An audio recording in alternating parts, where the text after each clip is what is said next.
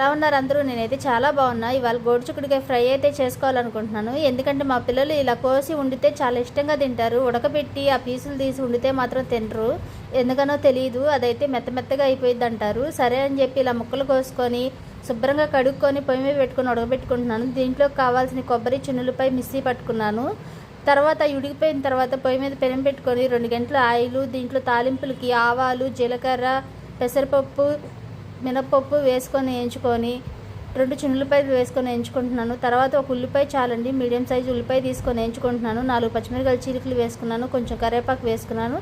తర్వాత ఈ ఉడకబెట్టుకున్న వేసుకొని బాగా ఫ్రై చేసుకున్న తర్వాత దీంట్లో కొంచెం ఉప్పు, పసుపు, కారం, కొబ్బరి పొడి వేసుకొని జల్లుకుంటే సూపర్గా ఉండిద్దండి. మీరు కూడా ట్రై చేయండి.